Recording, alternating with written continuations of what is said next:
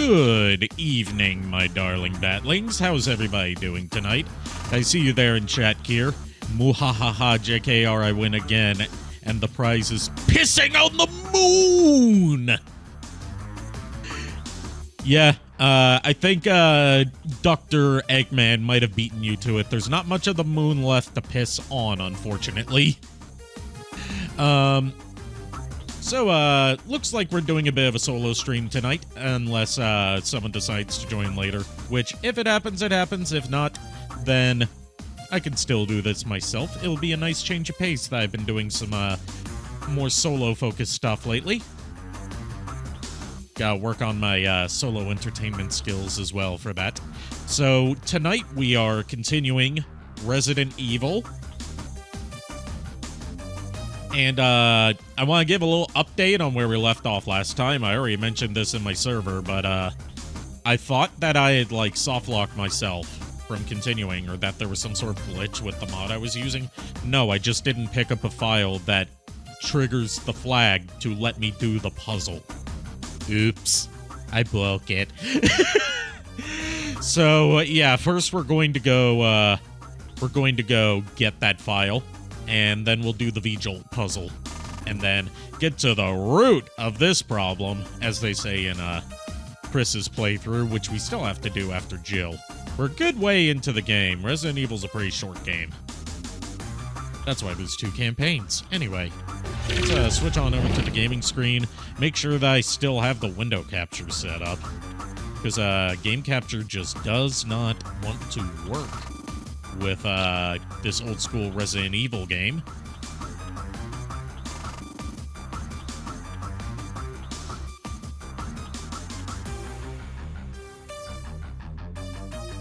And once again, we'll be playing with the Seamless HD project.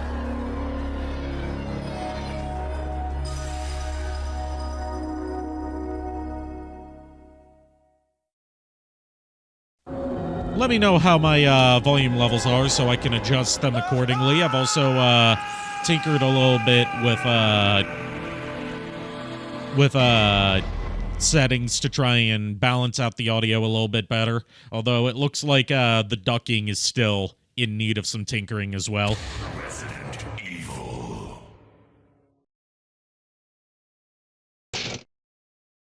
You have once again entered the world of survival horror. Background still there? What do you mean?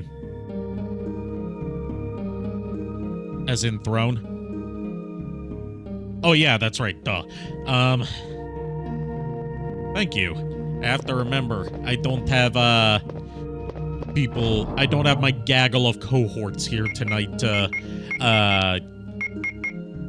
guide me if I do a little fucky-wucky, a little fucko-boingo. And let's put away the shotgun. We do not need it right now.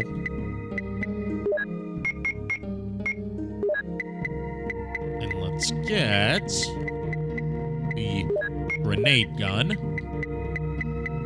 And I don't have any flame rounds, because that is something that would not be introduced until Resident Evil 2, I believe.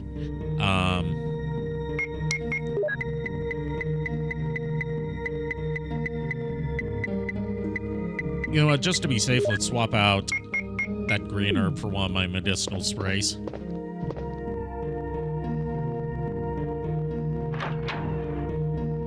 And it looks like we're getting a little bit of frame drops every now and then, as expected from one of my streams.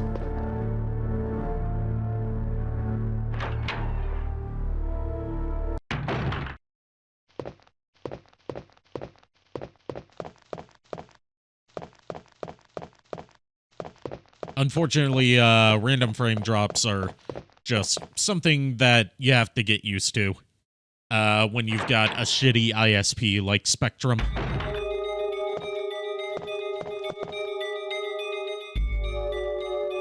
Oh, I didn't even know I could unlock the desk.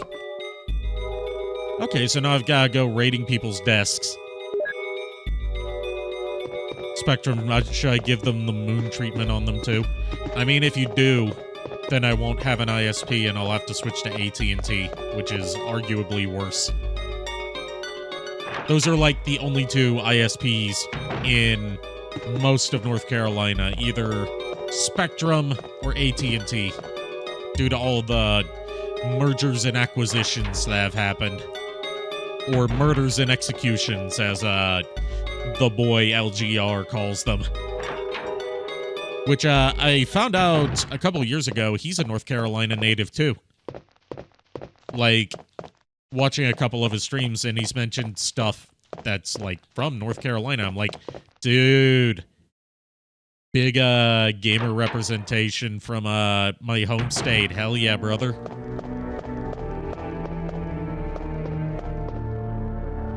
I think there's a knock at my door. One sec, guys.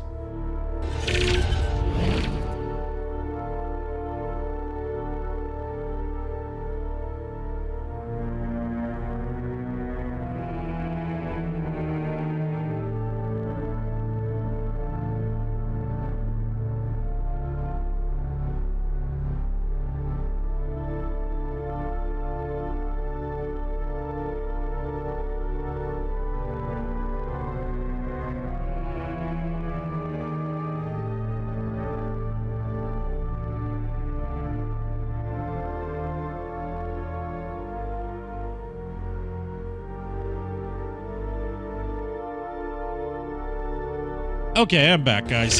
Sorry about that. That was my neighbor. Had a question for me about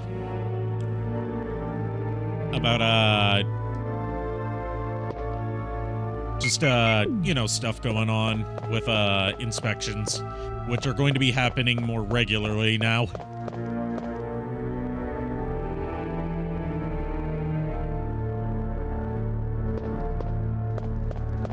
Which, you know, I appreciate the inspections happening on a regular basis now instead of just being whenever they feel like it. I work better when I have a regular schedule to adhere to, instead of just having to play it by ear.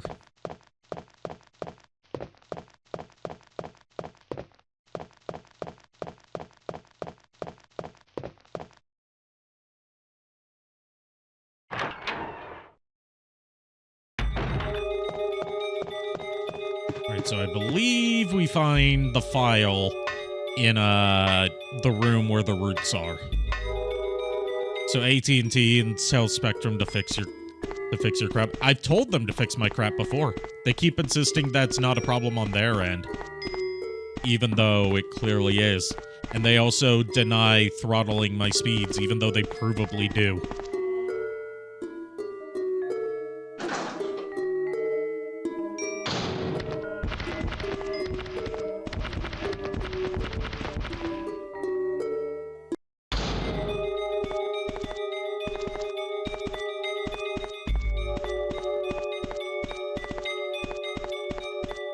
Okay, so it's... Hold on, let me check my files. Ah. Botany book. Keeper story, Point 42 report. Okay, so it's not that one. I figured it wouldn't be that one, because I've already got that. So it's gotta be in one of the other rooms down here. Can't imagine it would be anywhere else.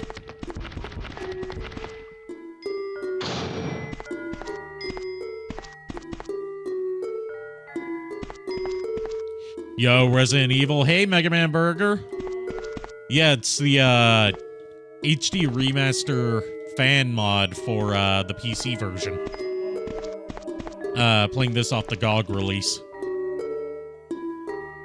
I need that key. That's the problem. I missed that key right there. Yeah, the undisputed classic.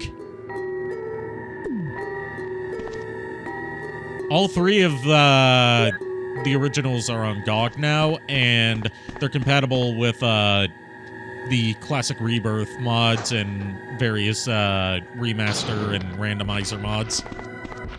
You know, community's been good for this game.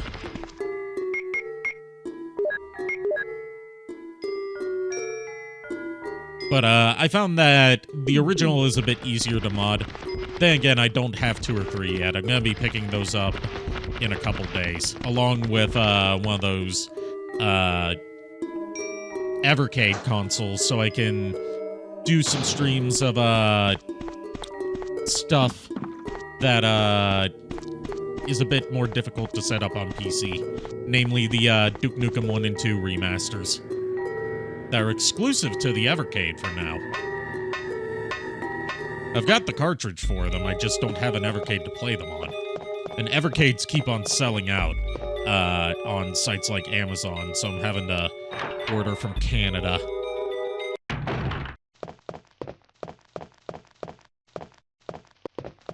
Like, let me rephrase that. It's the consoles that keep selling out. The handhelds are always in stock, which, since I need something I can capture footage from, the handheld's not going to be of much use to me.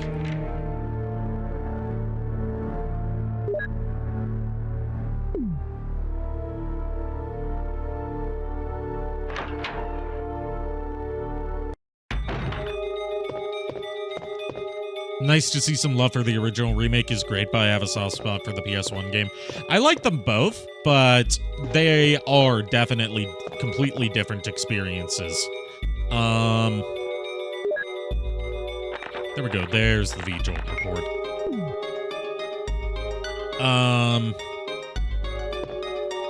Yeah, the original, I feel, you know, no matter what Capcom says about, like, the remake being the intended way to play Resident Evil, I feel like this is the intended Resident Evil in terms of its, like, tone and atmosphere. Whereas, because, you know, it's more B-movie inspired in the first place. Okay, so there are flame rounds here. I'll have to, I forgot that they were even in here in, Resident Evil 1.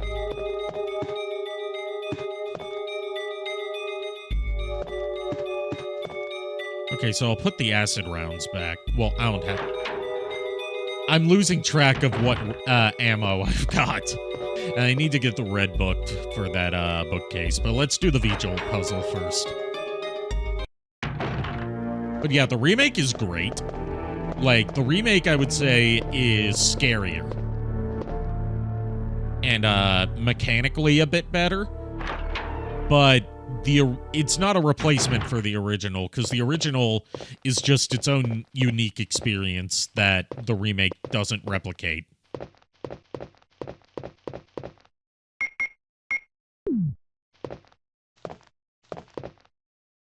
UMB number 4. No, I don't need number 4. I need... Let's check the math again. Nobody said there'd be math. 1 plus 2. Okay, so I need... There we go, there's number 2. Insert your own doo-doo jokes here.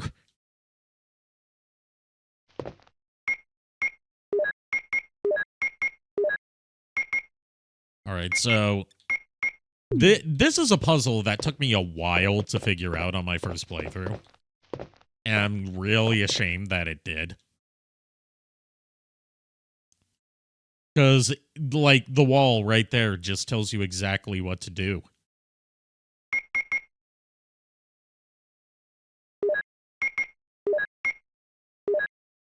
Right, 3 plus 4.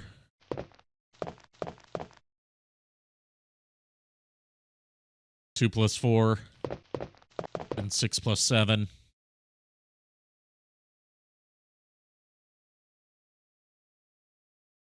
Yeah, I find the original way eerie, like the low-poly zombies and sort of low-res modes that have a creepiness to them. Agreed. Definitely agreed. The original has its own...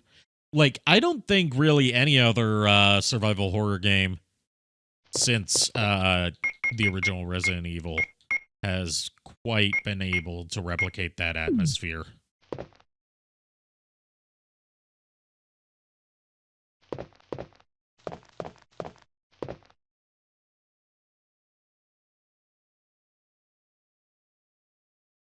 And the main reason I'm doing this HD remaster mod is, like, I know a lot of people are split on, you know, cleaning up those low-poly graphics. Ad break in 5 minutes, by the way. It's more so about cleaning up the backgrounds, which this is the only way that you really can without fucking up the picture too much. Like, this is not a problem exclusive to Resident Evil 1. It's in a lot of these. It's in Final Fantasy as well on the PS1. The backgrounds being pre-rendered means that, you know, when you up-res the graphics and do all sorts of remasters for the models,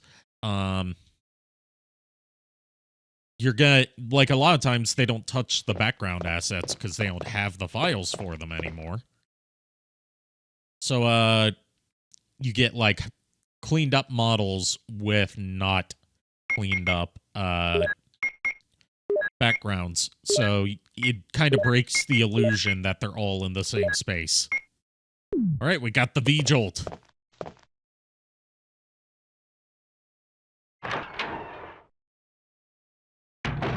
Let's go back and put some shit away. Well, actually, no, let's use the V-jolt on the roots first. This whole V-jolt thing is entirely optional, by the way. It's just recommended in Jill's playthrough. You can fight Plant 42 without doing the V-jolt puzzle. It's just more difficult. Whereas in the Chris playthrough, I believe you do have to do the V-jolt puzzle one way or another.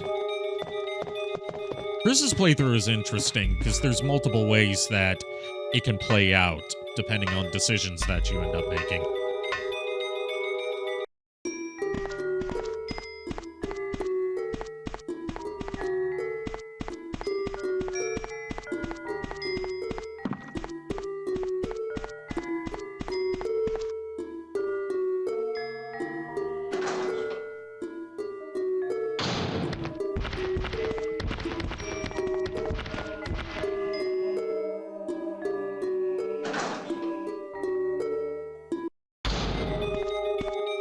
Let's poison these roots.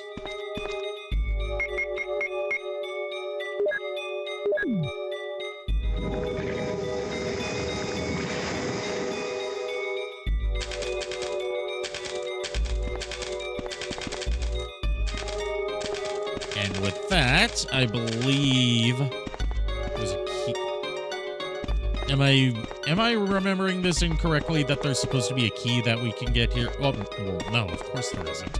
I think that's in the remake that there's a key there. Maybe. Or it could be a Mandela effect thing.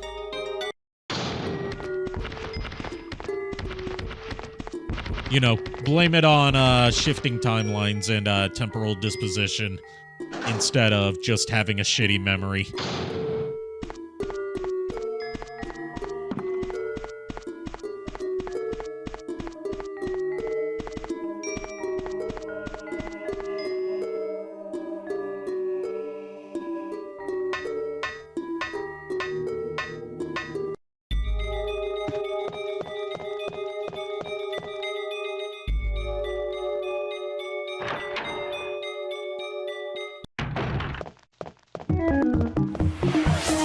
Hey, Lulu. Hey, how you doing? Getting me with the digitally mastered.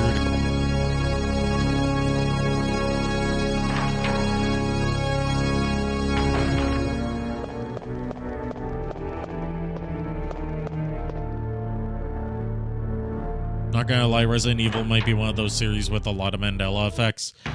Yeah, I wouldn't be surprised.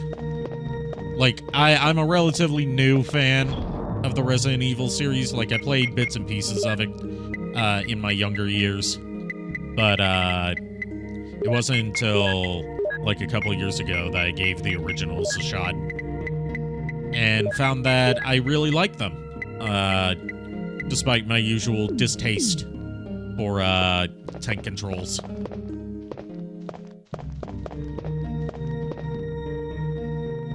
But I find that Resident Evil's tank controls have aged relatively well because the environments are designed for, like, I've said this so many times, but I have to keep praising it.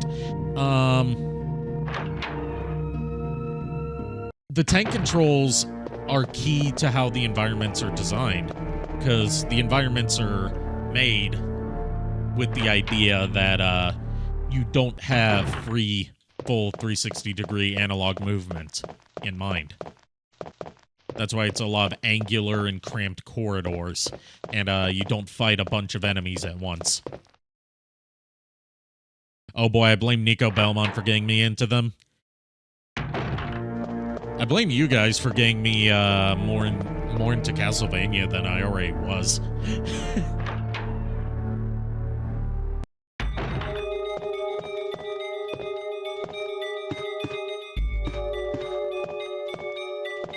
Alright, let's put the book in there. If I remember correctly, we can open the book. All pages are blank. What's it for? Okay, so it's in the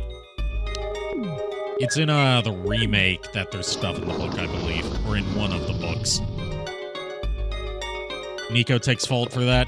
So he got you with that too, huh? I see. I see, said the blind man to his deaf wife.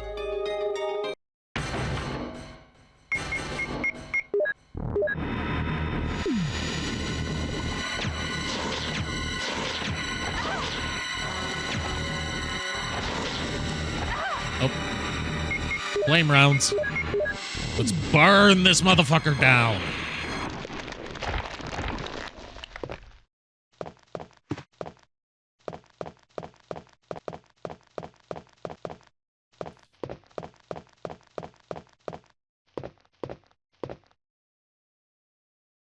And with that, we get the final mansion key. Heck you, he said to you. Heck him. Heck me your... Tell him I said heck me yourself, coward.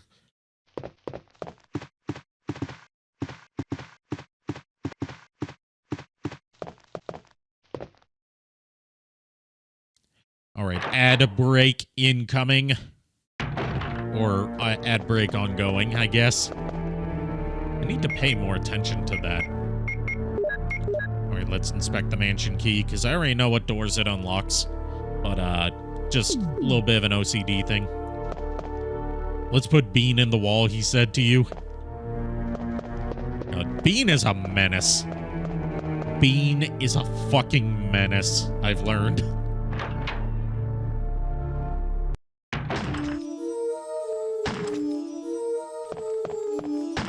Wesker! Jill, so you're safe. That's what I was going to say. God, I will never get you... As someone that was introduced to Wesker through Resident Evil 5, I'll never get used to him originally sounding like It this. was all I could do to protect myself against those strange creatures. Is that right? Anyway, it's good to see you're safe. Jill, our first priority is to get out of here. Yes, you're right. Now, there are a lot of rooms in that mansion that we can't get into because they're locked up. I have been looking around for clues. Okay, I'll go to the other house and see if I can find any clues. Will you do that? We're gonna look for some clues. Some blues clues. Everybody, look out for blue paw prints.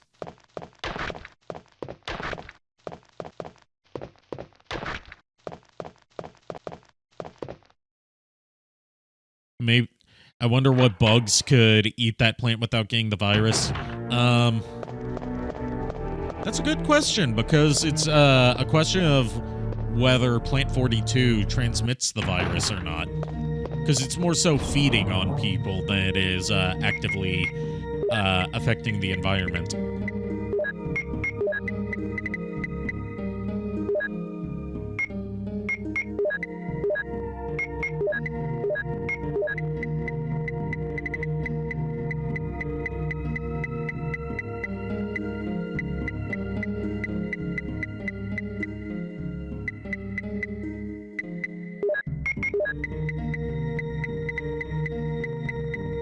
I think we should be good. 7 minutes. 7 minutes is all I have for Blue's Clues. You have an ultimate life form. Which shadow do you want me to say it as? I can't really do a Keanu Reeves shadow yet, because we haven't heard enough of him. But do you want Adventure Shadow? Do you want 4Kids Shadow? Or do you want Modern Shadow?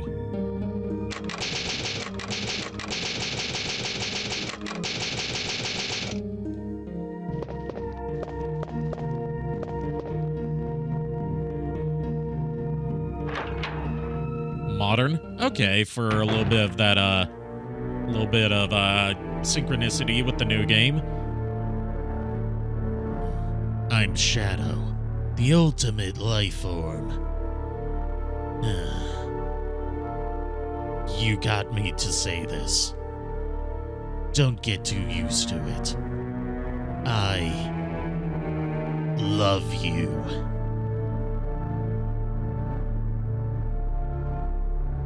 Do with that what you will.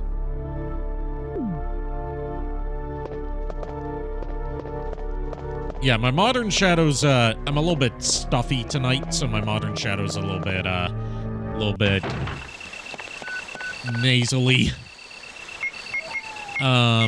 It's also partly due to, Kirk Thornton changing up the way he does Shadow in more recent games. Bean loves you too. This is Jill. Brad? Oh, I mean, I like that Bean is a menace.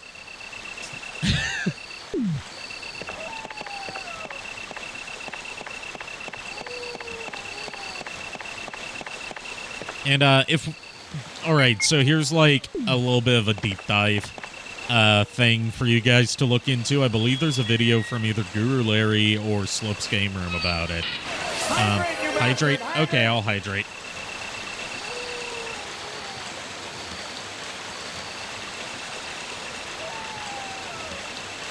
Hydration achieved. But, yeah, Bean the Dynamite from Sonic the Fighters is a reference to a Sega arcade game called Dynamite Ducks. That's why he's a duck. That's why he throws bombs. That's why he looks the way he does. All that. He's a reference to Dynamite Ducks. Dynamite Ducks, as was the style at the time, got a lot of different home console and home computer ports, especially in Europe, where Sega was really popular. One of the home computer ports, I believe it was the Amiga version, had a really convoluted Easter egg in it that took over a decade for people to figure out how to trigger. Like, they found the assets for it in the game's code.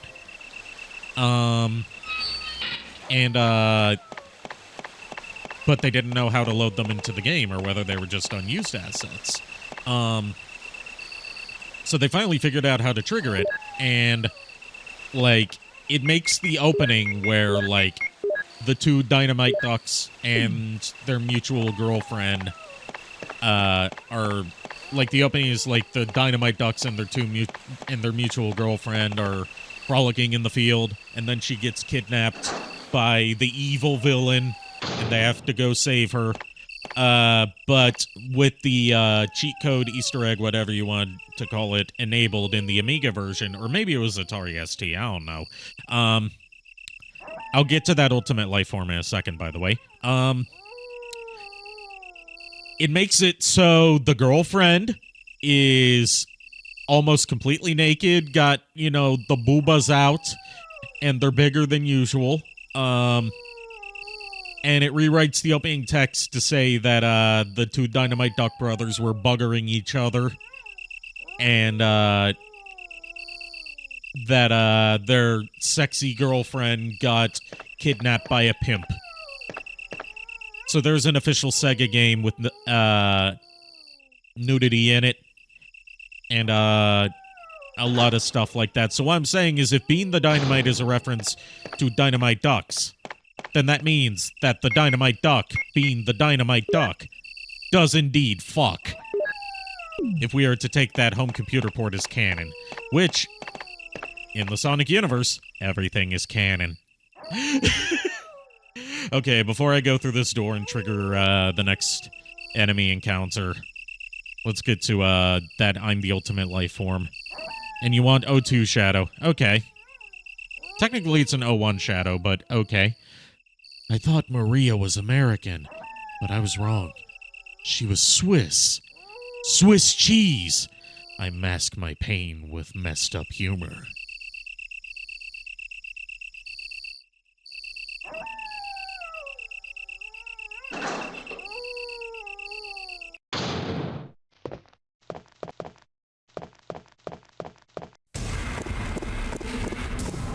Oh no, he's a-coming. I love this because he, like, politely opens the door.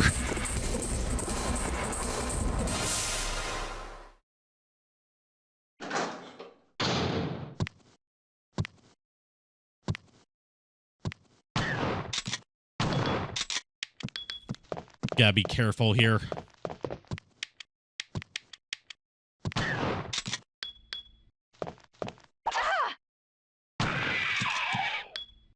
I know the grenade launcher is better for these guys, but I don't want to use my grenade rounds yet. Excuse me, I must decapitate you, good lady. Exactly. Like, something about the pre-rendered cutscenes in this game are just great. Well, apart from the fact that it's so cool that you see it coming at you from the path that you just came from. That's such a neat thing to me.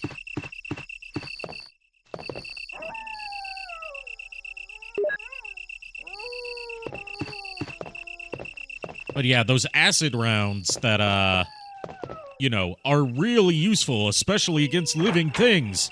They're especially useful on hunters, as we have just been introduced to. I love the cutscene where it shows zombies can open doors now.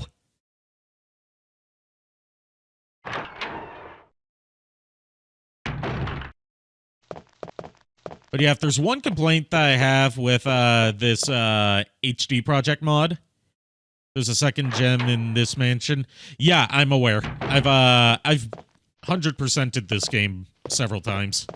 I just haven't gotten the best ending for Jill yet, but I know how to get it. It took me a little bit to figure out how to get it, but I figured it out. But yeah, Barry left us some stuff, some more acid rounds.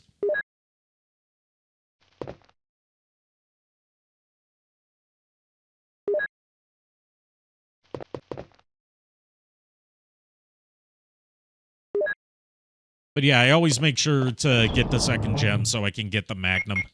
Because the Magnum's fun to use in the end game. I save up the Magnum until we're, like, in the very end of the game, where I feel comfortable just blowing through everything instead of having to conserve my ammo. Also, neat quirk of the PC version, as I mentioned last time, but we got some different viewers tonight. In the PC version, there are no inks. There are no ink ribbons. So you have unlimited saves. Don't know why they made that change, but I wish there was an option to enable ink ribbons, but I still think it's cool.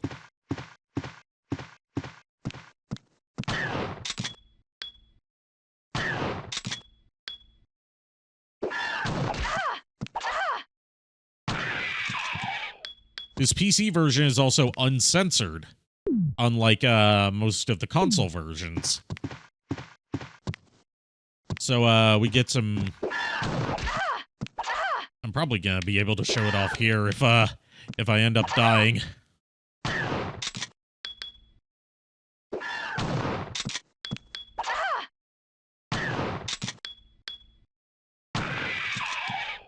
That was close. Oh, danger. Danger! Danger, Will Robinson. I've never seen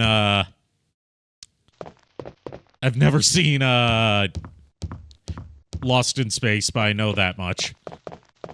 Well, I've seen the 1998 Lost in Space movie, but I've never seen the show Lost in Space. And I can't remember anything about the movie, apart from the bits that were in the old Nostalgia Critic review. Because, like, talk about a movie that you're hyped to see. Like, I even had some toys from it. I had a toy of the ship from the movie. But I just couldn't recall it. None of that movie stuck with me. And, you know, seeing how it went on to be a box office bomb and a Razzie contender, it goes to show that I'm not the only one. But one thing that will always stick with me, apart from an army of spiders, is, you know, the heartfelt delivery from the late William Hurt towards the end of the movie where he says, "I love you, wife." In that exact tone. Giving Harrison Ford a run for his money for how uninterested someone can sound.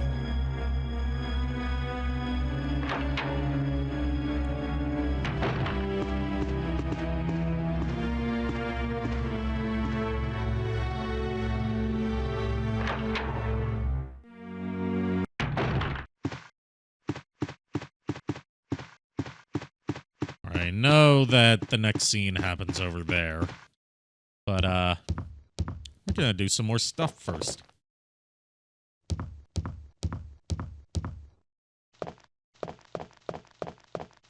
Now, if you want to talk about like 98, 99 movies that really stuck with me that are not fondly remembered, apart from, you know, the handful of people that saw them at the time, I was like super into Titan AE. If anyone knows that movie. Like, I know Don Bluth shaped a lot of 80s and 90s kids' childhoods with stuff like Secret of Nim, Dragon's Lair.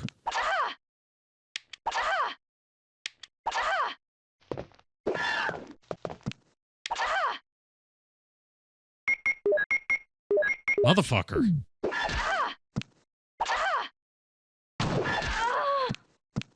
It didn't happen. From my previous experience in this section, if the hunter manages to decapitate you in the PC version, your body gets extra bloodied as opposed to the PS1 version where your body's spotless. Because the PC version is based on the uncensored version of Resident Evil 1 that only saw release in, I believe it was France, weirdly enough. Well, I say weirdly enough. It's not, as I've said before, like, France is kind of known for, yeah, the Hunter stun lock. France is kind of known for liking some gruesome and fucked up stuff. I mean, just look up, New French Extremity is the name of that whole cinematic genre of movies that are either really focused on fucked up sex stuff or really focused on fucked up violence.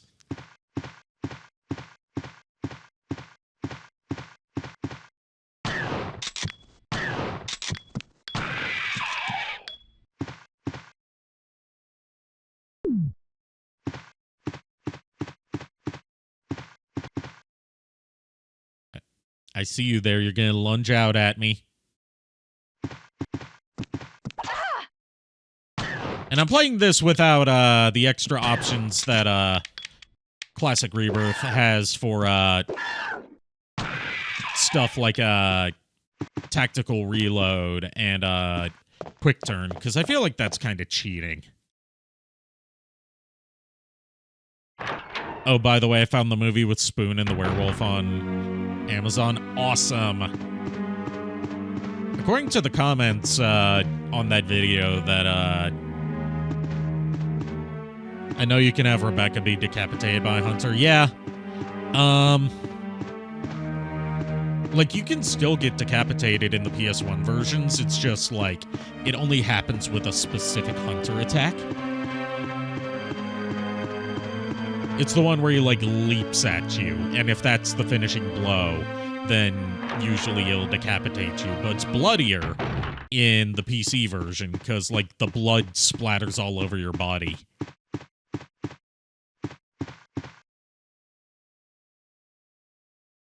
That's like, that's where it gets a little interesting to talk about, like, international versions of Resident Evil. Because, in Japan, they really don't like, displays of, mutilation or decapitation in their games. Like, they're more okay with the sex stuff than they are with, violence in, video games when it comes to the ratings board. That's why the Japanese version of Metal Gear Rising had to be censored so all the blood was turned white. And why in the Japanese version of Resident Evil 4, you don't get decapitated when you're killed by the chainsaw guys.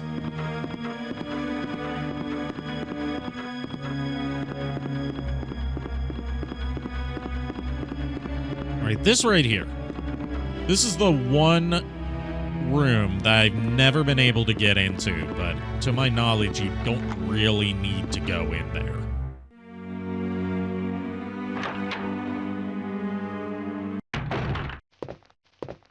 Alright, here's where we get that second gem.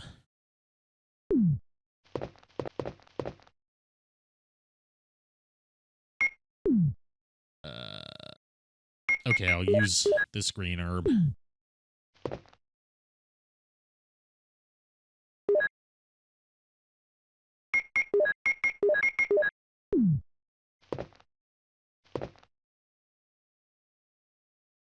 Oh god, remind me of the censorship in one of the Fist of the North Star dubs. Literally, white liquid gets onto a character's face. It's meant to be blood. Yeah, I believe that was. I know that in a lot of Chinese localizations of anime, they've been, especially lately, they've been censoring out the blood by making it white. And it makes it really unfortunate looking. Or very fortunate looking if you've got, you know, a wacky sense of humor like I do.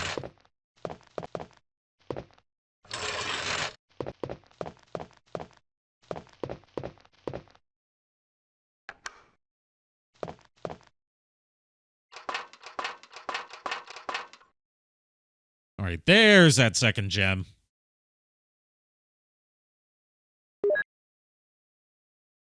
There we go. We got that damn second Chaos Emerald.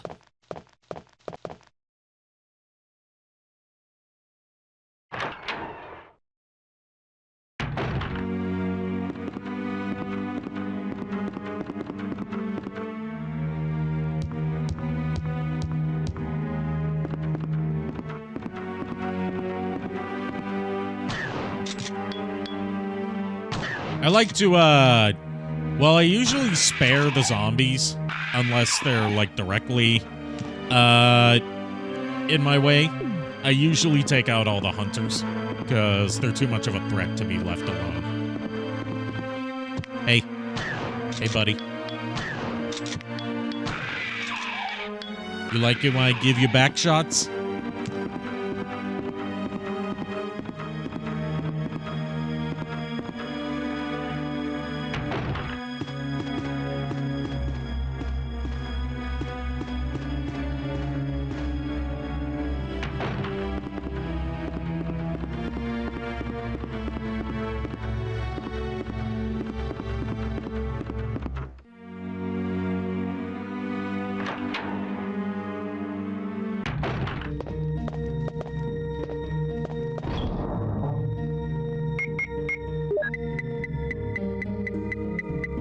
You know, one of the things that doesn't get enough credit when it comes to, like, innovative and inventive design in a Resident Evil game would definitely have to be the suitcase inventory management in Resident Evil 4 and later taken into Village.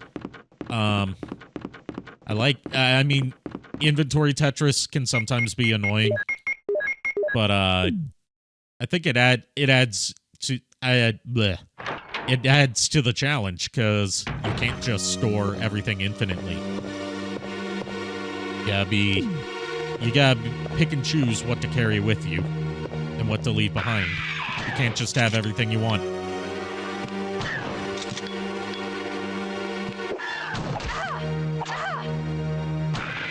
Yeah, that lunge attack, if that's the finishing blow, it usually decapitates you. And as you can see, like, this hunter's got a bloodied foot.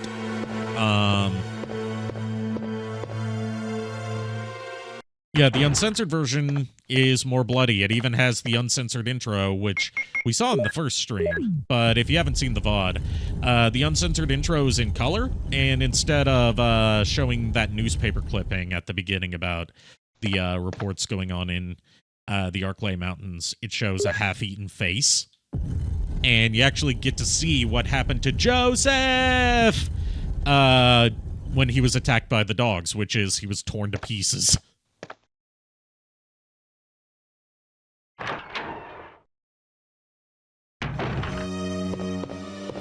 Yeah, you have to say Joseph, like, Joseph! Every time. An RPG with inventory management might be annoying. Yeah, but it works for a more action-y horror game like Resident Evil 4.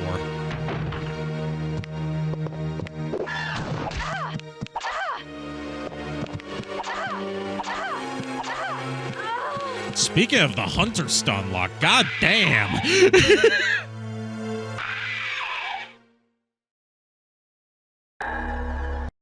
Okay, it looks like I may need to bust out the grenade gun.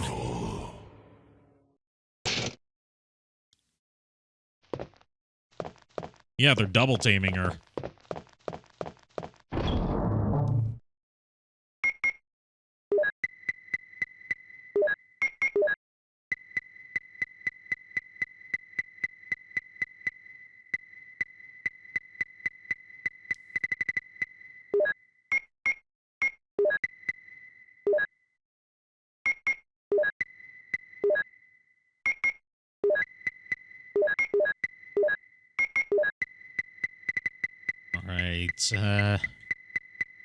Sorry, inventory management time, as we were just talking about with a different game.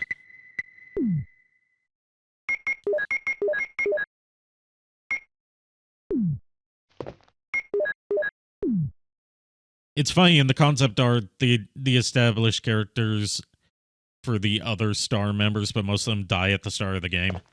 Yeah, that... Like, the whole production of the first Resident Evil is really interesting to me. Partly because it went through a lot of revisions before they settled on what they ended up doing. Like, at one point, it was meant to be more of, like, a rail shooter, sort of like a, you know, like a House of the Dead type game. Except I think that was before House of the Dead, or, like, simultaneously with House of the Dead. I may be wrong about that.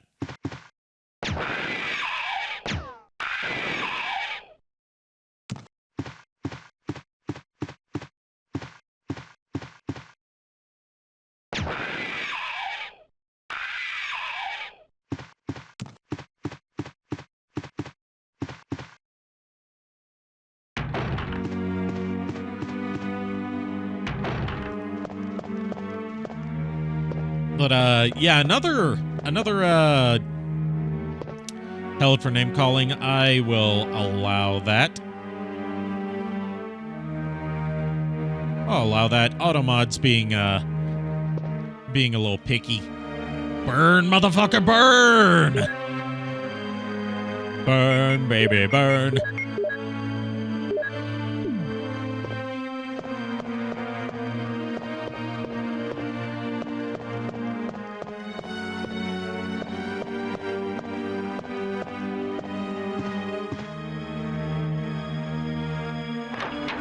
Or, how's that song that I recently discovered, Destruction Manual, go?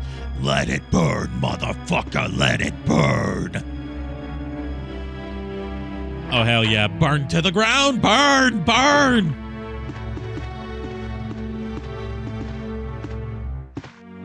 I've said this before, but, if you want to see, like, the wildest, if you want to see the wildest, like, mashup of Mega Man X7 and, Resident Evil voice actors, then play the Japanese exclusive PS2 Transformers game. Because like half the cast is voice actors for Mega Man X7, and the other half is voice actors from Resident Evil and Symphony of the Night. You've even got the voice of Axel voicing RC. And Alucard from Symphony of the Night voicing Optimus Prime, the narrator, and Soundwave. And then Zero, surprisingly, you know, that deep voice Zero from X7, voices Starscream of all characters.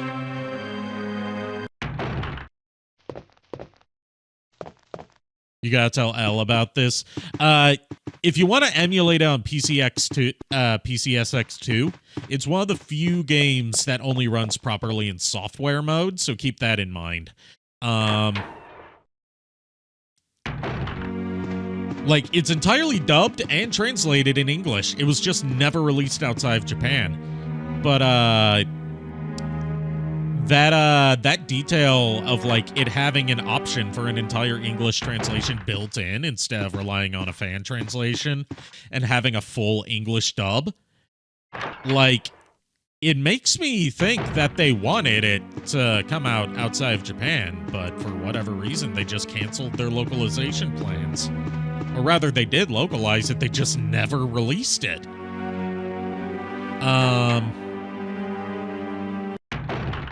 Yeah, it's known under a few titles, but if you look up, like, ROM archives, it'll just be listed as, like, Transformers, and then it'll have, like, English and Japanese next to it for the languages it supports. That's the one you want. Unofficial titles for it include Transformers Call of the Future and Transformers Tatakai.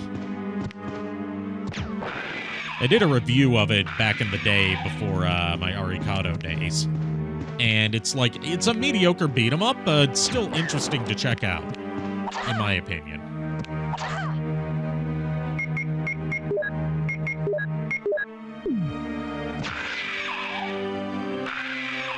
Alright, ad break. Almost over, I believe.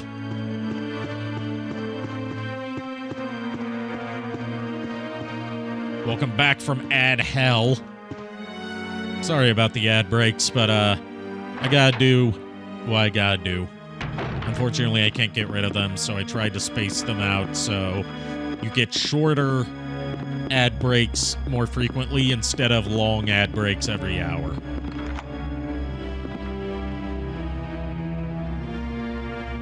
But yeah, the Transformers game is like, it's a, you know, mediocre beat 'em up, but still like an interesting, obscure piece of Transformers media. It's even got the voice of X from X7 voices Rodimus Prime. And the guy that voiced Dracula in Symphony of the Night, who also voiced Harry Mason in Silent Hill, and the announcer in Super Smash Brothers, it was either the original or Melee, voices Megatron. And our boy Barry Guerra, who voiced Barry Burton in this Resident Evil, voices Scourge.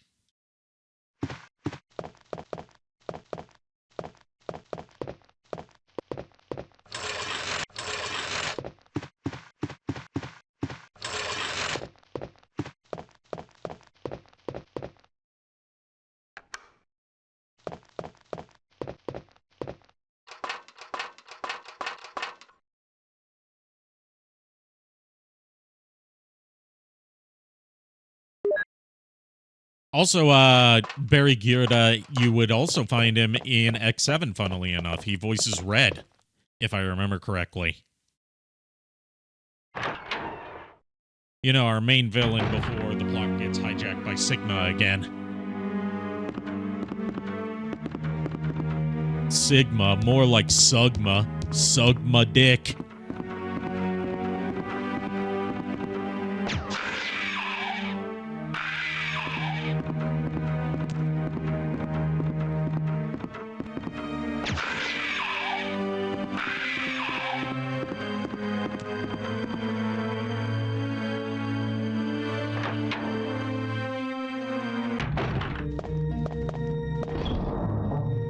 Buy me dinner first. You think I'm made of money? I can barely afford to buy myself dinner.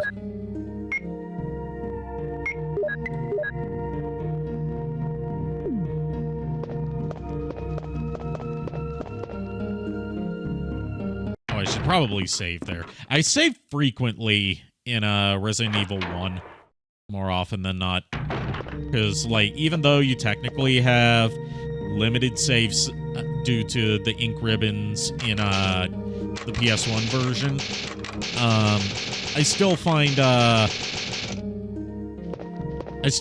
that you have more than enough to comfortably save pretty often. So, like, the idea of running out of saves and not being able to save for the rest of the game is never really something that pops up.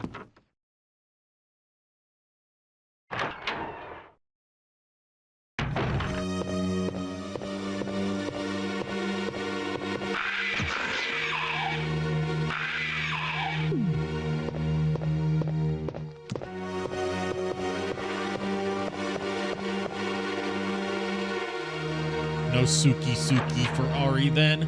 Aww.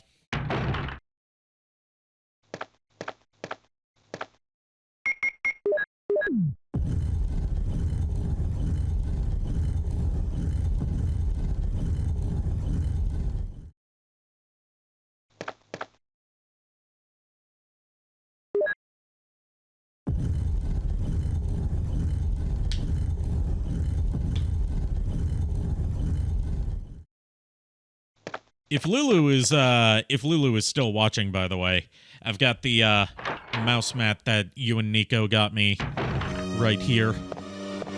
It's part of why I can't do like face cam for these streams, other than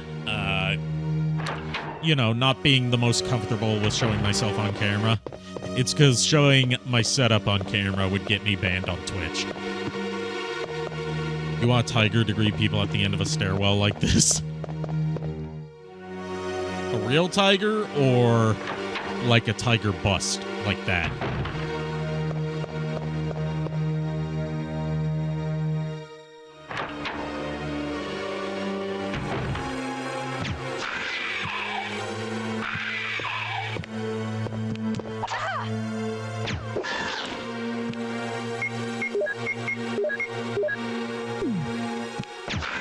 A stone carving bust?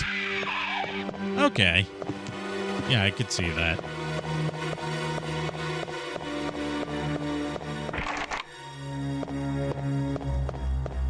Alright, so we got that taken care of. Time to fight the Sneck again. Or Yawn, I believe it's called, which is a horrible name for a boss. Also give it an army dagger in its mouth, because Murica. Give it like a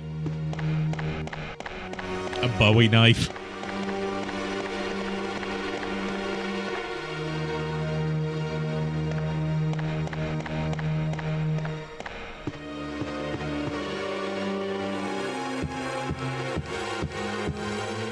Alright, I believe that's all the hunters taken care of.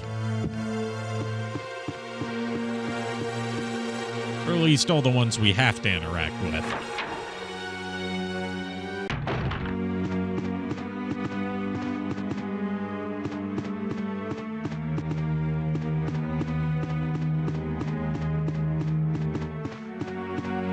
Reminded me, have you seen those Resident Evil 1 comics? They're absolute gold.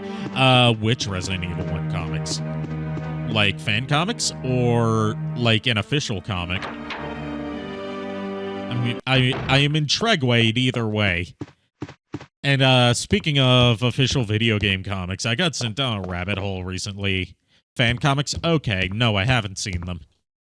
You'll have to send them to me. Because, you know, if I look up Resident Evil 1 fan comics, I'm gonna get all sorts of stuff. But I got sent down a rabbit hole recently by this YouTube channel called Stika.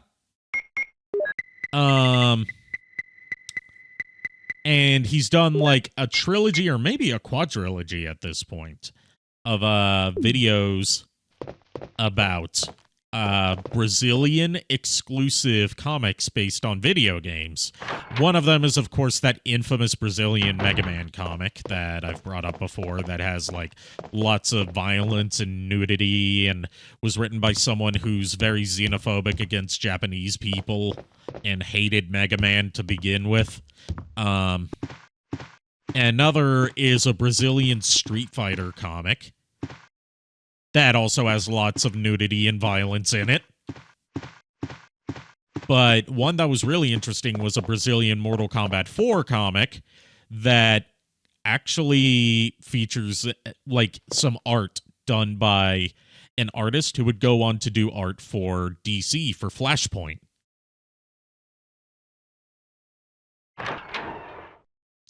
And it also has a lot of nudity and violence, of course.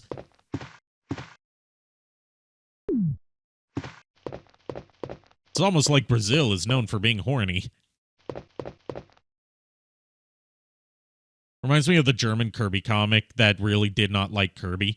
I'm interested in that. Lulu with the oh-whoa.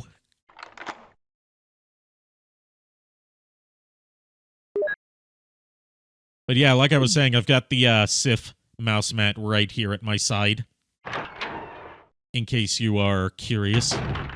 I know you aren't a fan of Pokemon, but have I ever thought about playing the ROM hack Yellow or Crystal Legacy? If I'm going to do any Pokemon ROM hack, it's either going to be a randomizer or Vietnamese Crystal.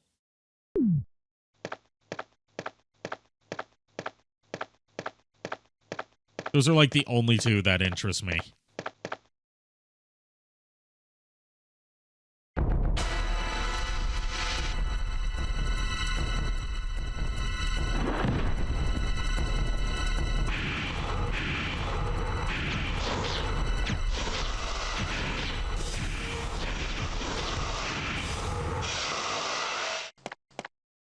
Why is yawn so easy every time? I'm melting! I'm melting! What a world! What a world! Oh god, that version of Crystal I can make a randomizer pretty easy. Yeah, randomizers are easy to set up. I just haven't done it yet, and I would have to decide what version I want to do a randomizer on.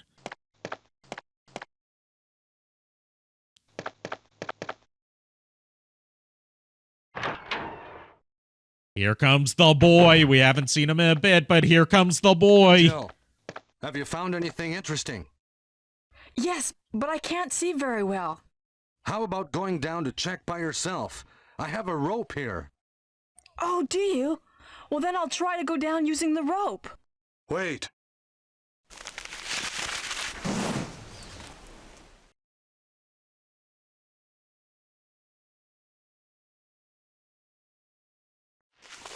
Let me know which one so I can set it up like I'd make it fair. Okay.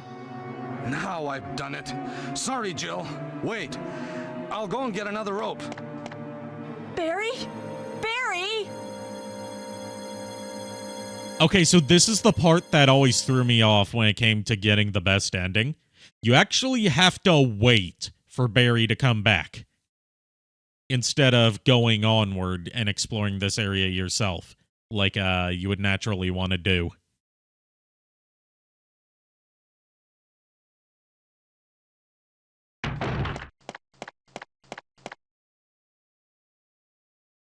Hey! Are you there, Jill? Grab the rope!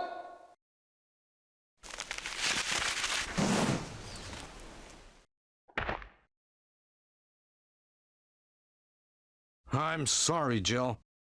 I didn't know that was going to happen. Sorry.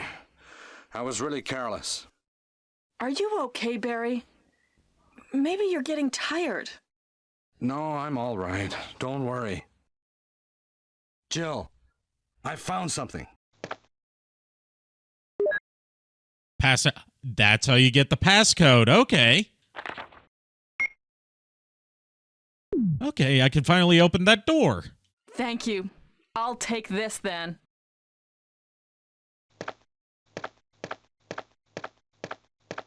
That is a years-long mystery for me solved. Barry, Jill, did you see anything weird? Jill, yeah, a big-ass snake tried to kill me. What else is weird?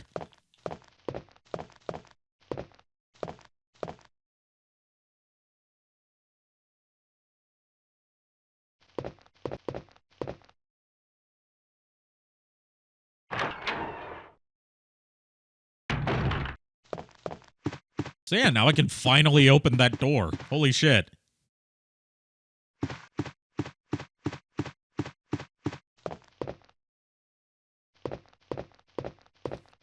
Yes, that's right, Lulu. Tomorrow we ride. Tomorrow on Halloween at the usual time. Me, Lulu, and Nico Belmont will be getting together to do Smash, Marry, Kill with a wide variety of characters. Over 300 of them at my latest count.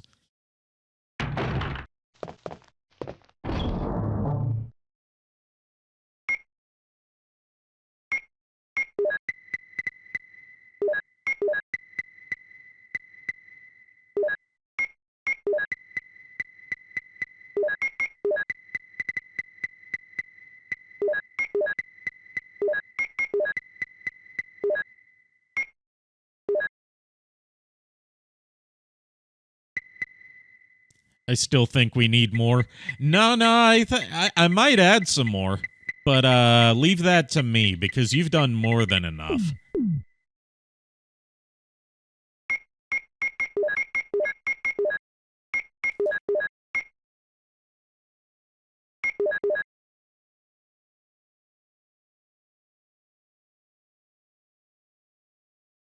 Like, oh yeah, artist for the Resident Evil 1 fan comics is Rhiannon Kagoe on Twitter. Really funny stuff. Like, for example, they make Wesker like Johnny Bravo. So I'm not the only one that made the Johnny Bravo comparison with his live action look in this game. I'm glad.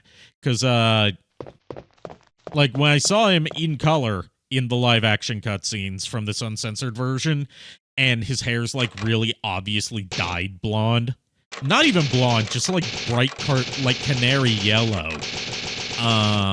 Instead of being a natural hue.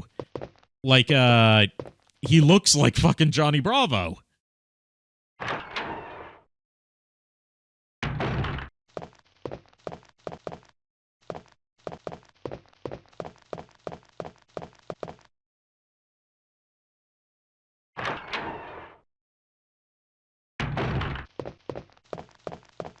Man, if there's one thing Johnny Bravo related that I would love to see, other than that India exclusive Johnny Bravo special, Johnny Bravo Goes to Bollywood, which yes, that's not even a bootleg thing. That is official. Because apparently Johnny Bravo's really popular in India.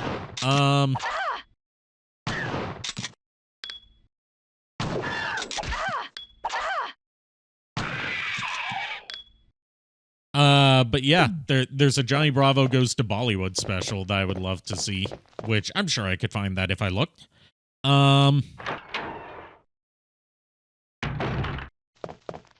But there's also Meso Blues, which is basically a college short film that creator Van Partible made that ended up becoming Johnny Bravo as it was refined over the years. It's never been released publicly apart from a few short clips in a Johnny Bravo making of documentary. And Van Partible apparently has no interest in making it publicly viewable. But he does show it at, like, college courses and seminars and stuff about animation.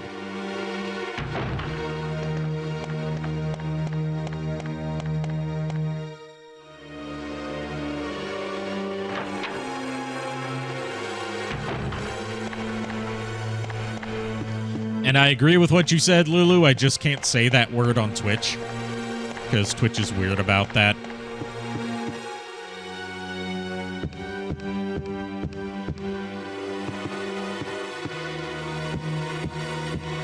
Mama Black Tiger is coming. Oh yeah, I forgot that spider was called Black Tiger.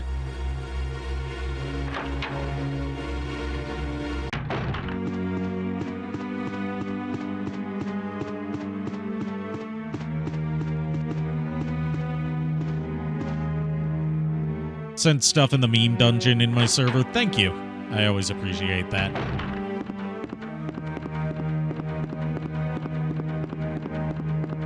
Alright, let's see what's finally what the spiders call Black Tiger. Why? Because it's tiger striped. Yes, let's finally open this door. Yes, I do know the pass number. Motherfucker, yes I do.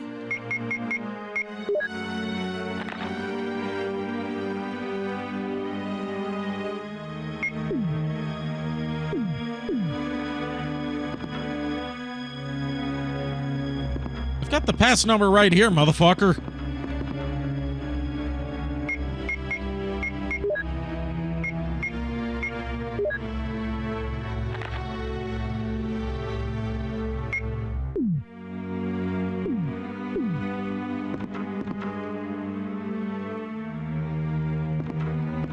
What the hell? I'm being cucked out of finally seeing what's behind that door.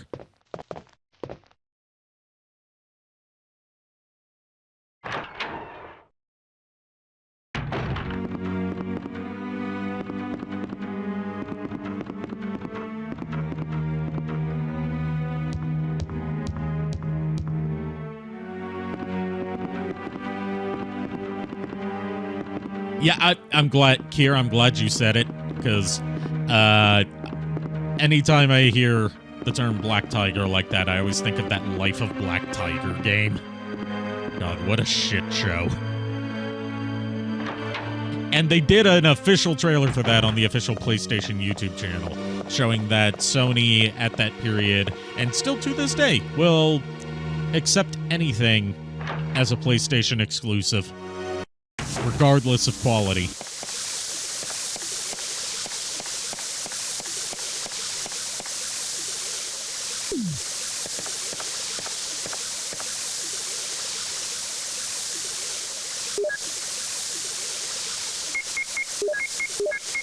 Also, I'm sure you heard the news that the studio behind Concord ended up shutting down. And Concord is shut down for good. You know, it's sad to see that. It's sad to see that, but it's also like the story of Concord being a game no one was hyped for, and then it coming out and being one of the biggest financial and, like in terms of longevity, disasters and a multiplayer game ever, is still gonna be kind of hilarious in hindsight, but I hate that the studio got shut down as a result. Imagine how messed up a T-Virus tiger would be. Not only are they endangered, it's a zombie tiger. Doesn't Resident Evil Outbreak have stuff like that? At least I know it has a zombie elephant. I've never played the Outbreak games. I've heard that they're best with online multiplayer. But, you know, I've never gotten to experience online multiplayer on PS2 games, because I think they require, like, private servers at this point. I don't know if any have been set up for Outbreak. And a lot of the online stuff in PlayStation 2 emulation currently does not work.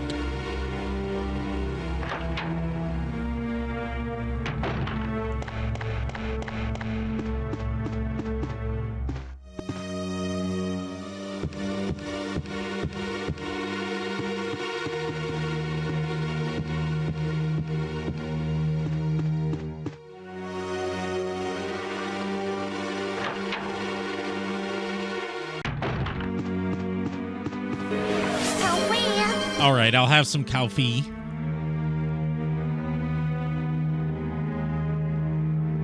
I need to set up a sound for when the coffee makes an impact. But I'm not sure if I'm able to edit that prop.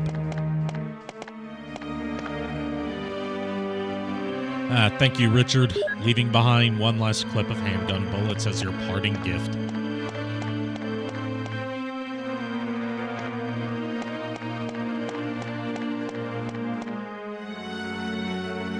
That reminds me, I need to see if I have some coffee. So see if you have some coffee.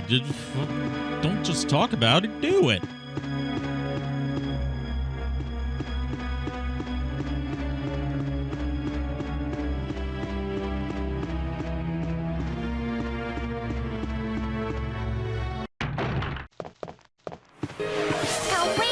More coffee? Okay.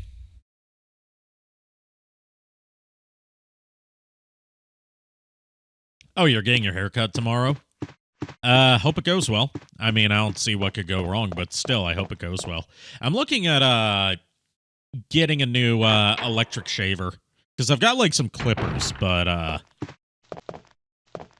I've got an old Philips Norelco, but they don't make the blades for that model anymore, from what I've seen.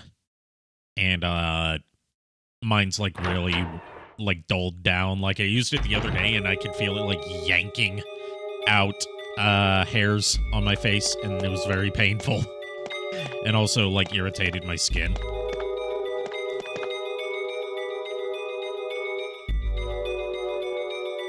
I thought I was going to show a clip of the guy going, "Hey, yo, who wants coffee?" I had that at one point as a redeem, but it was so unnecessarily loud and went on for so long that I ended up having to, like, delist it immediately because it was just too ripe for abuse.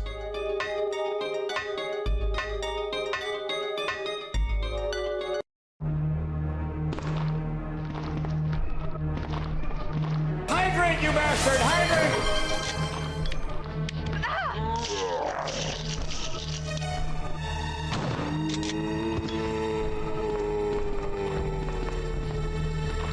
The classic basement theme. Unfortunately, I do have the DualShock version for this. Or at least the version, like a mod for this with the DualShock soundtrack, but it breaks the cutscenes, so that's why I haven't done it. Someday I'm gonna stream the DualShock version so we can hear that, iconic soundtrack, and also, yes, I will hydrate.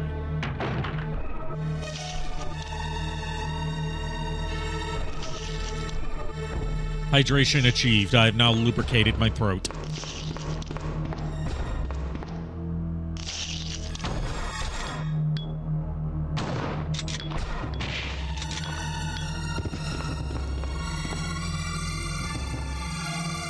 Four out of 10, no weird trumpet music.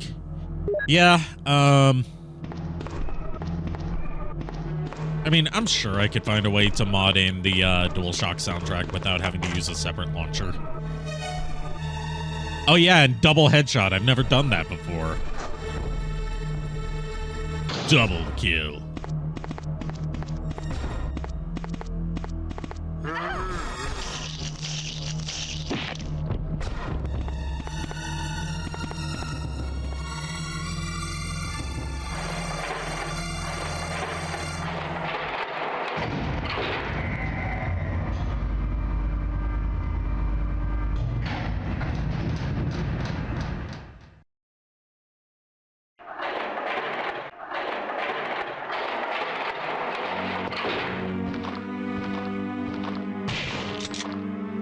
I like to go for headshots with the shotgun, because it's just like such a satisfying pop.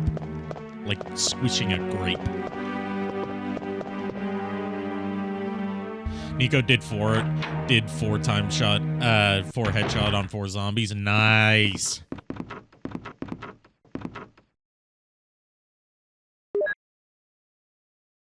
Shotguns are so cool. Shotguns are my favorite weapons in Resident Evil games. They always have such good sound design. And,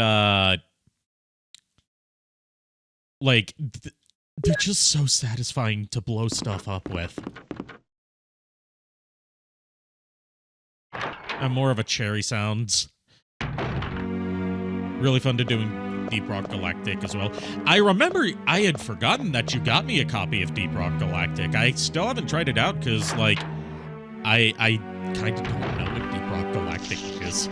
I know that's popular to stream. It's just, like, I don't know what it is. So I just haven't given it a shot yet. And also, I've got a huge backlog and I'm terrible at starting new games. That's another factor to it.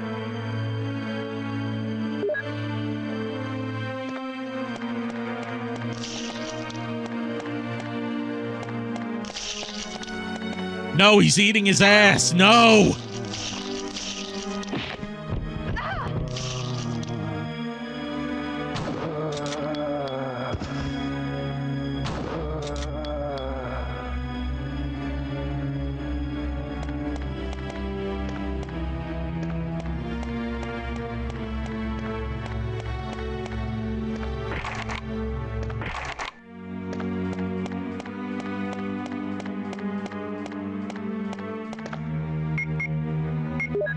let's clear up some space.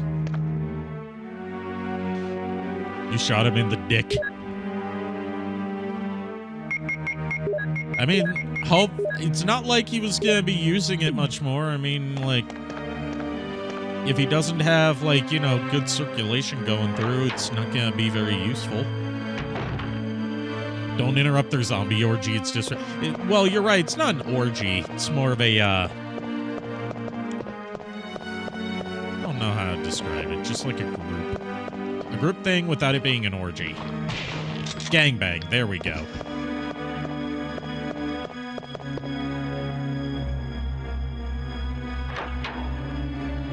Buffet. There we go. He's having that rump roast.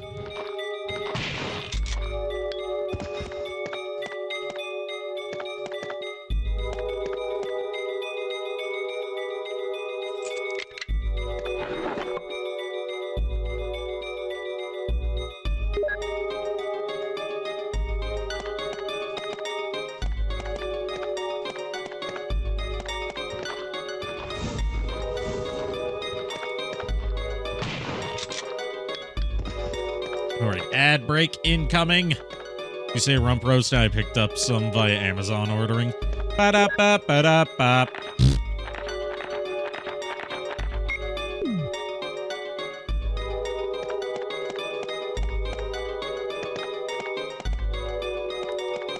Alright, I need to go back and do some item management.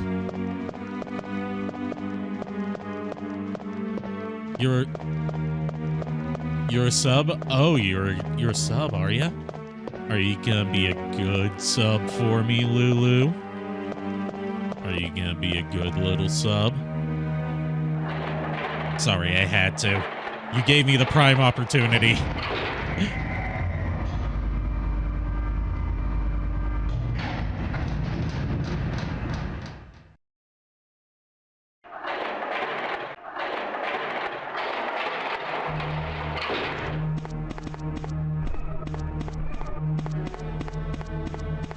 I saw an opportunity, and I took it.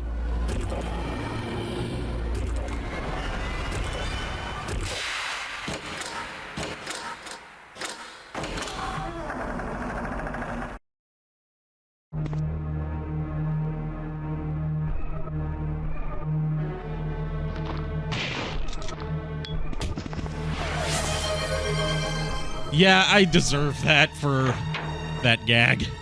A doorknob cutscene. Yep. One problem that I have with how they upscaled the cutscenes for this mod is, like, as a result of how they did it, they come out, like, with some ghosting effects on it sometimes. And I don't know, I've heard there's ways to clear it up, but it seems to be, like, on a case-by-case basis whether it works or not.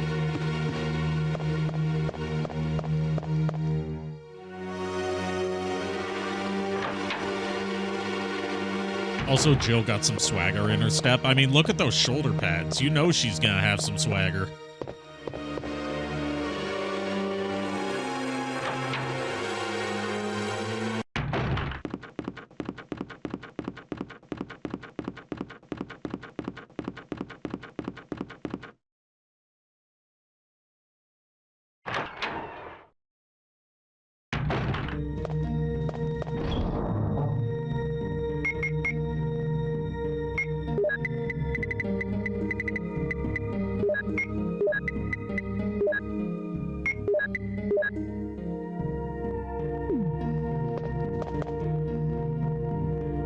Hey, JKR's here.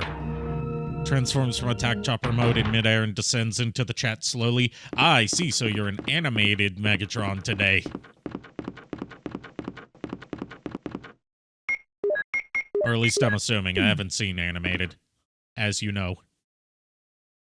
But yeah, Deep Rock Galactic is a game that's both a mix of shooter and mining. The game has many different missions you can choose. You're not really told exactly what to do besides the main objective for mission control. You kind of learn as you go, I guess. Ah, I see.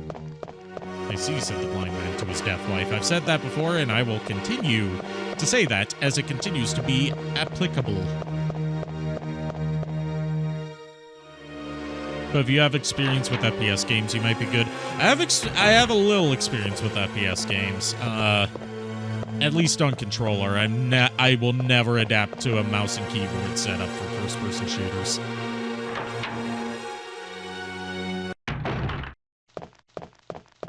It's just too late for me to get used to mouse and keyboard. For anything except for, like, point-and-click adventure games.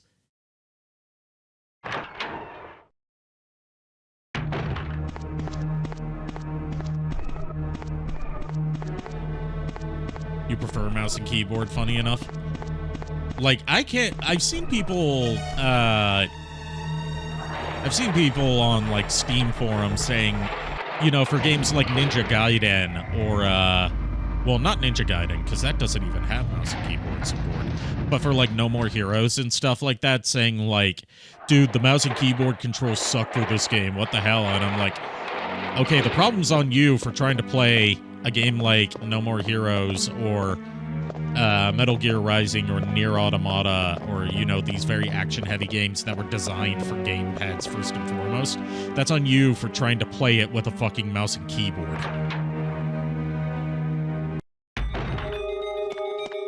Like, did you think it was going to control well with a mouse and keyboard?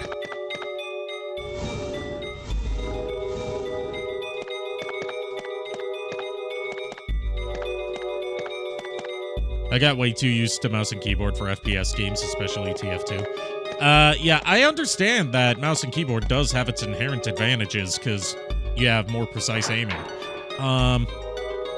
It's just I didn't grow up playing many PC games, especially shooters. Like, all the shooters I played were on console.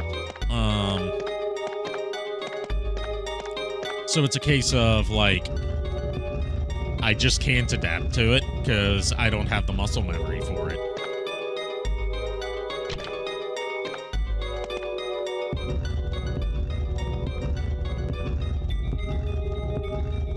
I'm glad your poor aching back is starting to feel better, JKR. Also, as far as Fortnite goes, the only thing I've played on it is Festival, because it's the closest we're gonna get to a new Rock Band or Guitar Hero ever again. Outside of, you know, Clone Hero or Yarg.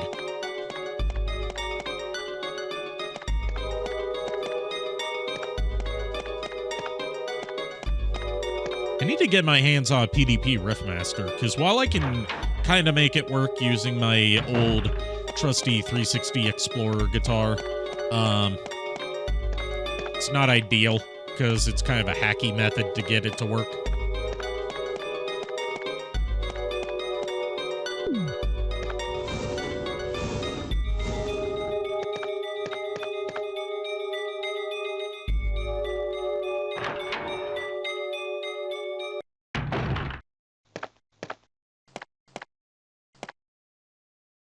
I could look over the courtyard from here. It's a helicopter port, also known as a helipad. If I could contact the other members from there.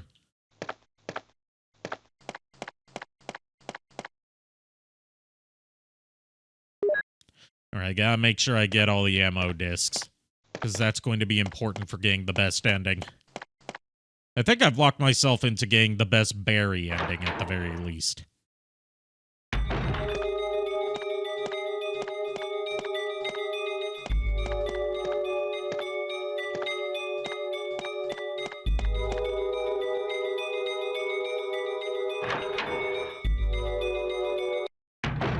But yeah, I would love to do like a community night of playing Fortnite Festival sometime.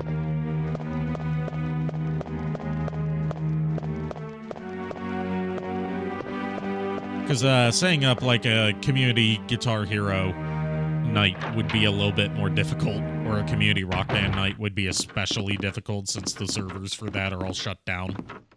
Except for Rock Band 4, I think the servers for that are still up. The other night during rehearsal, I was under the incorrect understanding that I was supposed to be walking backwards off stage because I thought the idea was that I was to kind of be force pushed off stage. I see. I also want to play you in the kart racer. Yeah, I need to try out the kart racer too. And have fun lurking, Lulu. Lurkers are always welcome, unless they're lurkers from Jack and Daxter. Those lurkers can fuck off.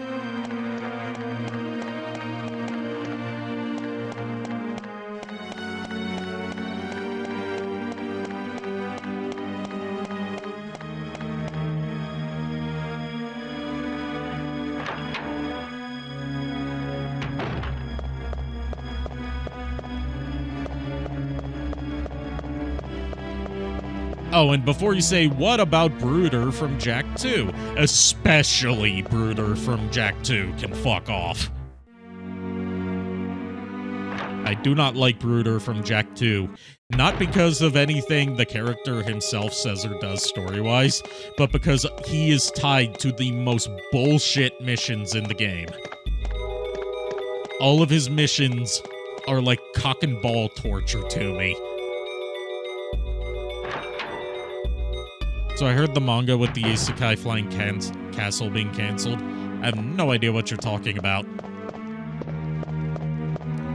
One of the funny things I saw from a Mother's Basement video was, like, you know how there's no hype whatsoever for Boruto? And it's just kind of ongoing out of necessity. I believe his name's Masashi Kishimoto, the creator of Naruto and Boruto, right? He had another new series that was about samurai that was hyped up to be like his true next Naruto, with not being tied to the Naruto story, but like being the spiritual successor to Naruto without being a Naruto sequel. And it was so mediocre that it got canceled early, and he had to, like, rush the entire ending. Like, clearly planned out for another several arcs and had to compress all that into a handful of chapters. I find that funny. Because, like, one of the things I've heard a lot of complaints about for, like, Naruto, especially in the Shippuden period, is that it goes on way longer than it needs to.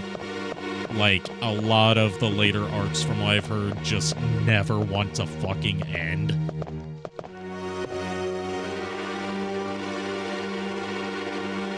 And then his, like, samurai manga is just so whatever that it ends early. Like, not straight up canceled, but, like, forced to rush the conclusion without a satisfying ending.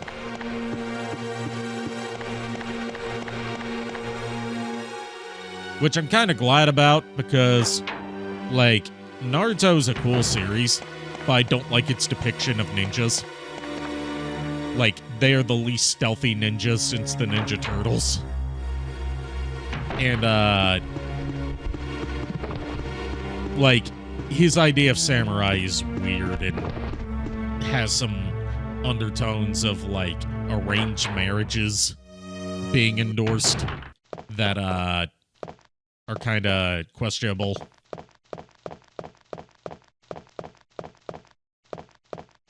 No! Agreed. I agree with the no on that. Like, Naruto was a golden goose, the rest just shows his skill as a creator. It's more so that Naruto was, like, part of why it turned out as good as it did. For at least, you know, the more memorable parts of its run, is due to him being kept in, his ambitions being kept in check, by editorial staff. Whereas his newer series, I can't even remember what it's called, the Samurai one, was like letting him do his own thing without any oversight, and that goes to show his weaknesses as a creator.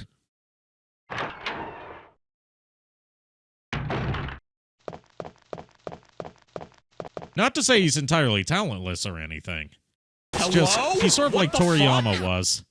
I don't know what the fuck is for. But he's sort of like Akira Toriyama was, where he's at his best when he has someone to keep him in check. rather than letting him run completely wild.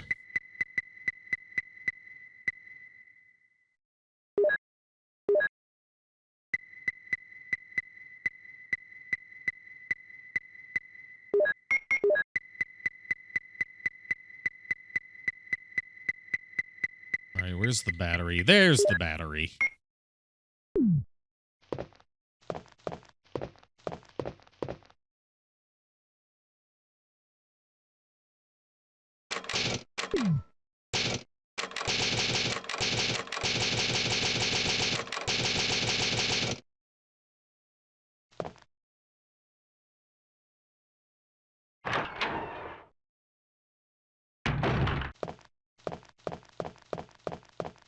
All right, now let's go back to... Well, first I'm going to have to lower the water again.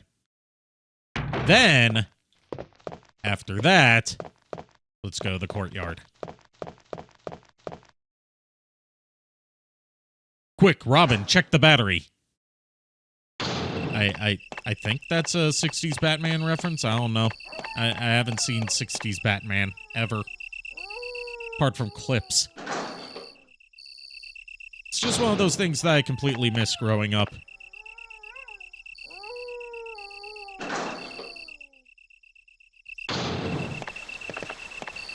And I also didn't get to see much of Batman the Animated Series, but I did get to see a bit of the new Batman Adventures. Or whatever it was called. The one that was basically like a couple more seasons of Batman the Animated Series, but the art style wasn't as good.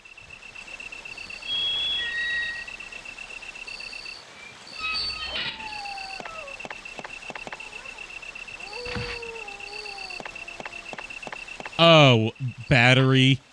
What's a Turi? I see. The new Batman Adventures did one good thing, Scarecrow. Yeah, the whole, like, hangman look for him is pretty cool. But they fucked up Joker so bad. He doesn't even have his red lips. He doesn't even have lips. And they gave him, like, these weird beady black eyes.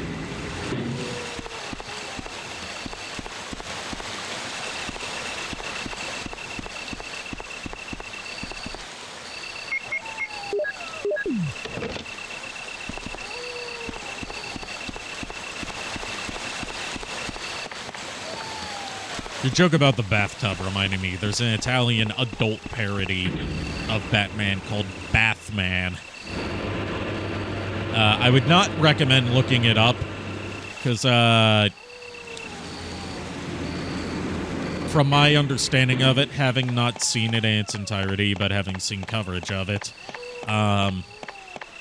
apart from having, you know, a cute female Robin in it, before female Robin became a more commonplace idea in the modern day, because this was in the 70s, or the 60s, is Catwoman the lifeguard.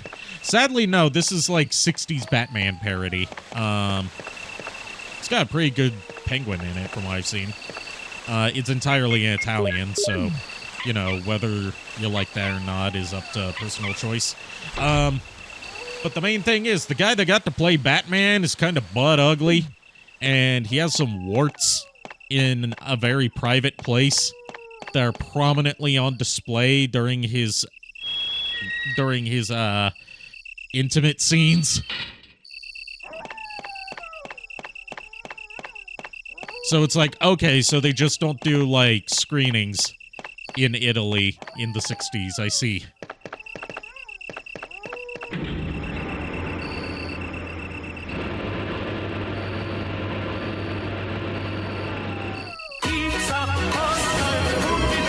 You know, I wouldn't be surprised if he did put pizza and pasta on his cock.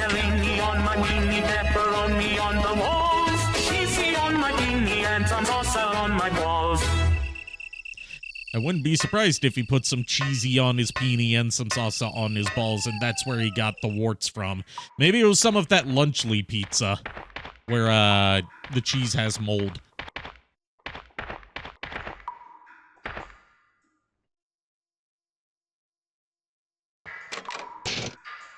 Which I know that cheese is a mold to begin with, but there's a limit to the mold to cheese ratio that you should have, and they have clearly surpassed it.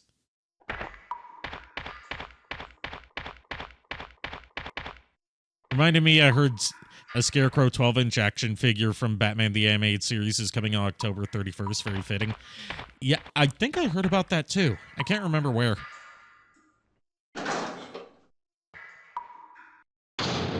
You like your cheese, Jill. Moldy? What good timing. A moment ago, I heard someone's voice coming from this hole. Let's go together since it's dark and we can't see very well. Will you go with him? Yes, Okay, yes, I let's will. Go. Okay, then I'm gonna cover you. Let's hurry. I've never gotten this interaction Hey, with Barry You all before. right? I can go first if you want me to.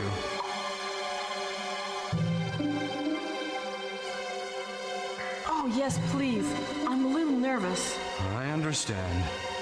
It may be more dangerous if you come behind me. Be careful.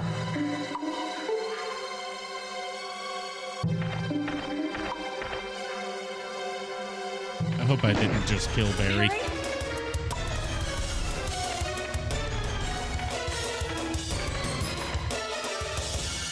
If I just killed Barry, then I'm restarting from my last save.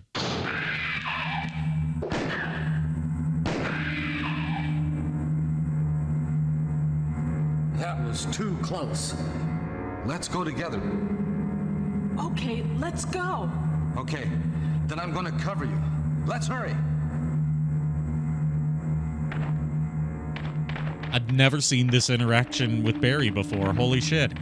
I'm constantly learning new stuff.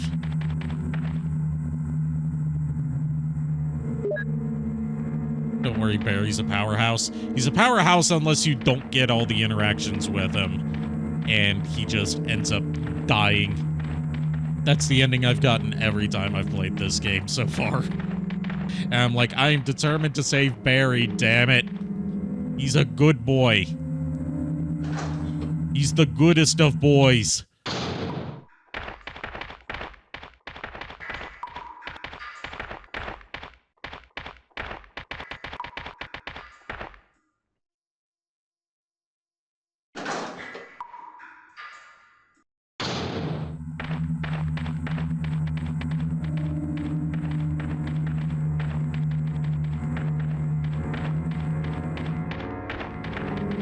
Well, American white and yellow cheese are not moldy because American cheese is not real cheese. It's imitation. It's an imitation cheese product.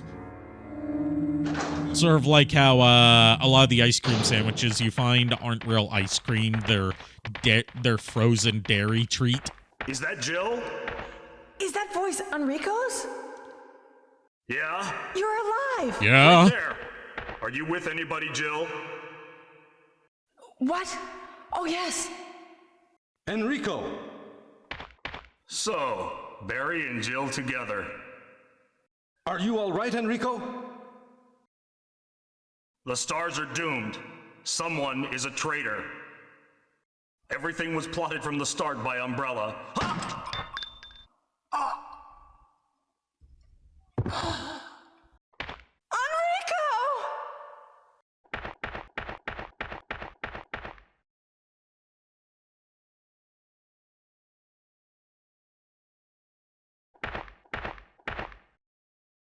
Barry's investigating. Okay, I'll go this way.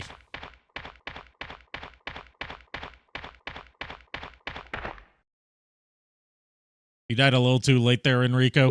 I mean, let him die at his own pace. Don't rush him.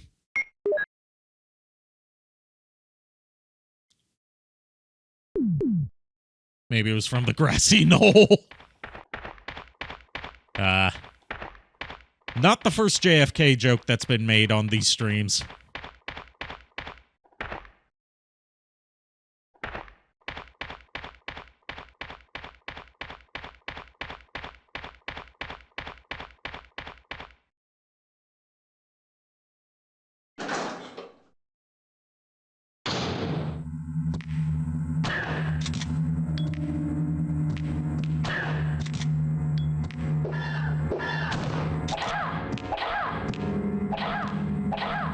No, not the stun lock. Ah, there we go. That's the decapitation I was talking about, where you get all bloodied. God damn.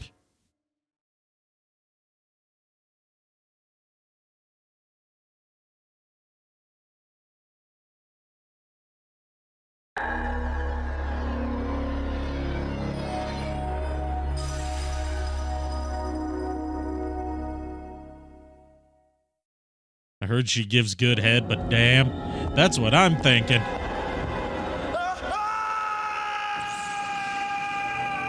What am I fighting for? Good timing, Lulu. Holy shit. Holy shit, that was good timing. Congratulations. All right, that's where I'm going to end things off for tonight because my sleep schedule has been a little fucky-wucky lately. And I want to make sure I'm all rested up for tomorrow night.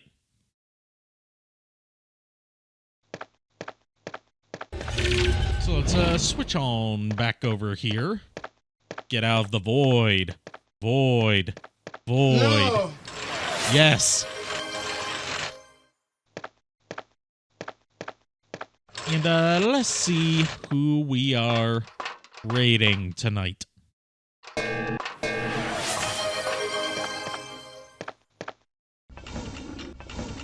We are gonna raid It's an Emmy, who is doing art.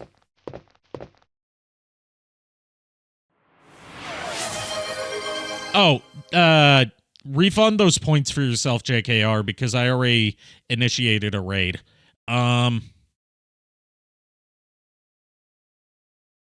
Sorry about that. So yeah, thank you everyone for tuning in tonight. I'll see you guys tomorrow when I'll be joined by Lulu and Nico Belmont for some Smash, Marry, Kill to celebrate Halloween. Until then, oh yeah, and give It's an Emmy a warm welcome from me. Until next time, unpleasant dreams. Well, we're the boys of Chorus. We hope you liked our show.